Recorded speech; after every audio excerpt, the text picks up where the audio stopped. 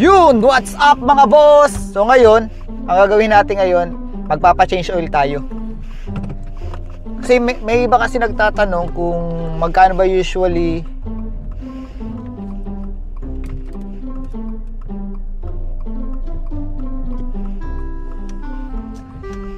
Yun. May mga nagtatanong kasi usually magkano daw magpapa-change oil dito. Actually, pang second time ko na ngayon magpapa-change oil. Pero kasi yung first namin na change oil dito, free yung yung oil. Free ang oil, pati free lahat. So wala akong binayaran that time. So ngayon, ito yung parang first time ko na, hindi ko alam kung may free pa ako or wala. Pag wala, i-check natin kung magkano gastusin ba talaga ang kada change oil sa kasa. Kaya tara.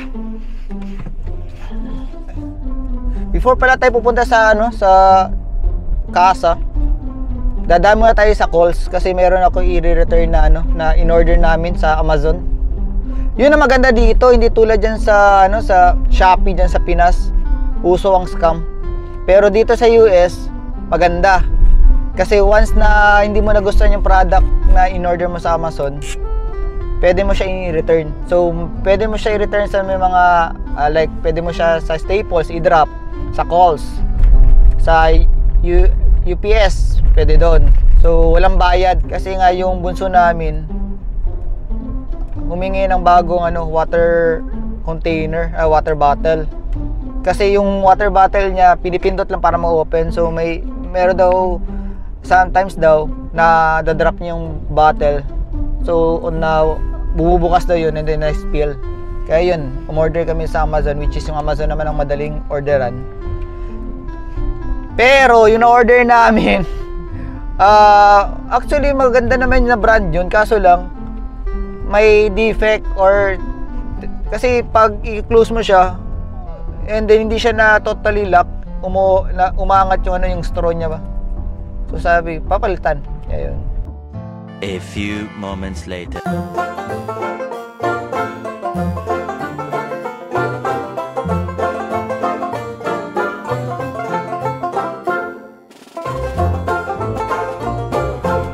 Nasauli na natin yung package. Dali lang naman. May ipapakita ka lang na 'di ba, meron kang fill upan na parang i-return mo yung package sa Amazon. And then may ibibigay silang QR code. Yun lang ipapakita niyo dun sa sa counter ng Maganda dito sa calls. Actually, lahat ng mga Amazon namin sa calls namin nire-return. Ang maganda dyan sa calls, kada return mo ng gamit, meron silang binibigay sa iyo na na vouchers. Yung last namin na sinauli, meron kaming $5, di ba, na vouchers. So $5 na doon ka rin kukuha sa nila. Diyan mo rin bibili sa store nila. Maganda yan kasi ang calls dito parang siya super, parang siyang parang mall. Ngayon, ang binigay sa akin is less 15%. O, di ba, okay din, no? Isipin mo, nasauli mo na ayaw mo yung item, nasauli mo sa Amazon, meron ka pang vouchers, which is good, di ba?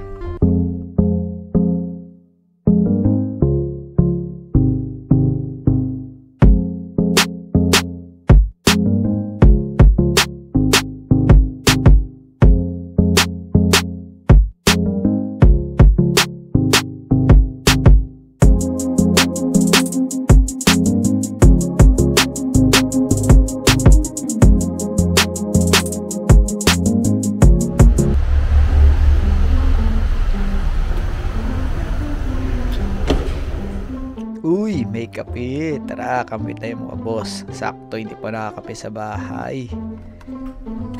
Eto, lagay muna natin dito. And then, paano ba to? Merong dun sa taas. 8 ounce muna tayo. Then, start. Ganda pala dito. At least, ngayon ko lang to nakita. May coffee pala dito. Kasi yung previous, hindi ko nakita to. Kaya mabuti na may kape pala dito. Masarap naman pala dito magtambay. Free coffee. Coffee all you want. Yan, syempre, huwag kalimutan ng creamer. Masarap ang kape na may creamer, di ba mga boss? Uy, minatapon pa. Payaman yan. Lagay lang. Syempre, konting sugar. And then, punasan natin muna sa ito. Punasan natin itong natapon. Yan. Pasok tayo dito mga boss. Dito sa kanilang showroom. Dito yung mga different nila mga sasakyan na Subaru. And then, pag bumili kayo ng sasakyan, dito rin kayo nag-negotiate. Dito yung different agent nila dito. Tulad to, ito ang gusto kong sasakyan. Ito yung gusto kong car dati. Ito, isa tong Subaru Accent. 5-seater to siya. Kita nyo. Ganda ng laki, no? Naka-captain seat na din. And then, maluwag ang likod.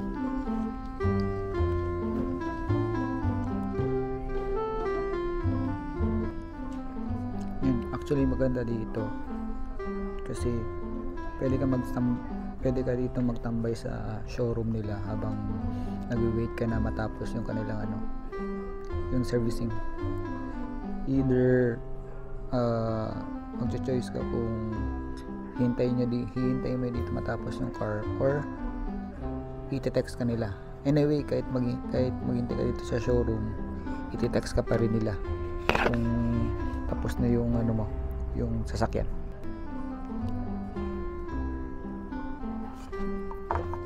Yan lang, dito muna tayo, upo-upo, and then coffee, and then laro muna tayo ng ML. Yun, tapos na daw. Check natin kung magkano. Yun boss, tapos na tayo mag-change oil, and then may libre tayong complimentary car wash.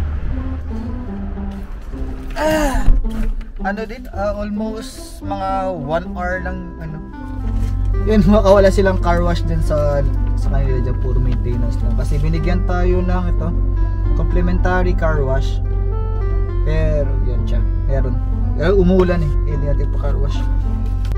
Magkano binayaran ko?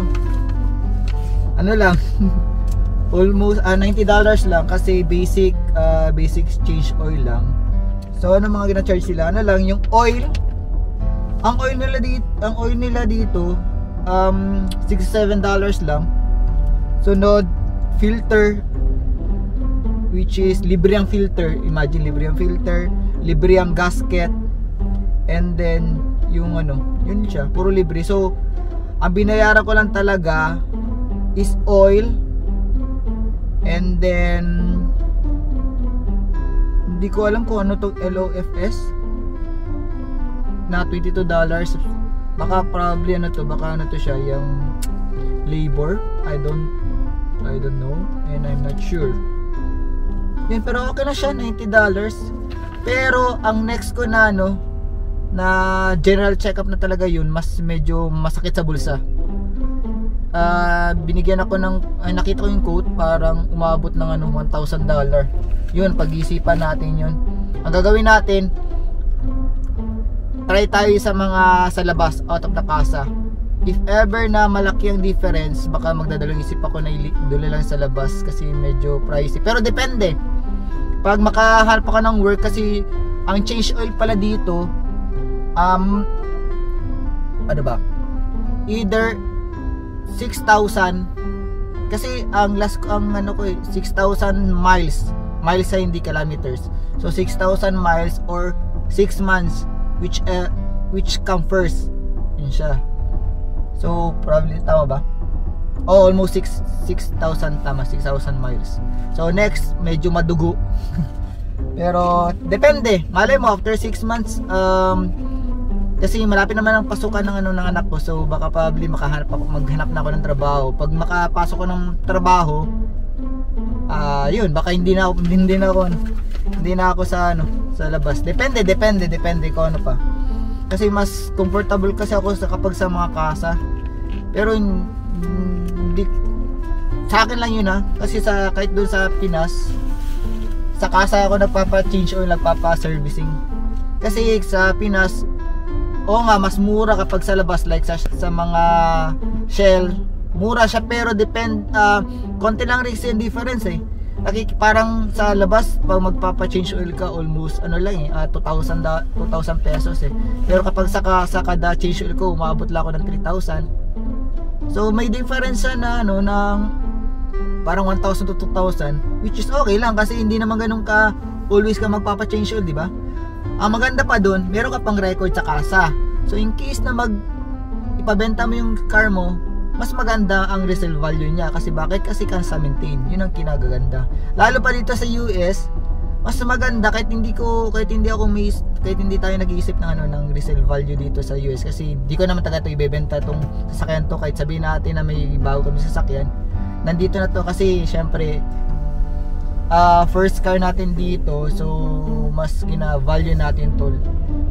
Kung tustusin talaga yung car namin dun sa Pinas is ayun na taga namin ibebenta yun eh. Kaso lang syempre no choice tayo, pero at least okay rin yung nakabili friend ni Mrs. which is alam naman namin na alagaan niya yun. Kasi kumbaga mas kampante kasi ako kapag sa dito sa casa. Syempre binabiyahe natin to ng long distance. So mas maganda na yung may thorough na kung ano talagang dapat na i-check. Kahit sabihin natin medyo pricey siya, at least andun yung kampante ka, di ba? So mas mahalaga ang safety ng pamilya natin compare sa babayaran mo ng mahal. Kung meron naman tayong income, bakit naman why not? Pero kung wala naman, syempre ba't natin pipilitin ang isang bagay, di ba? Pag hindi kaya. So depende case to case basis. Anyway, after 6 months pa naman yun eh. Medyo matatagal pa. Hindi pa natin alam kung ano mangyayari, di ba? So doon. Kaya tara, uwi na tayo.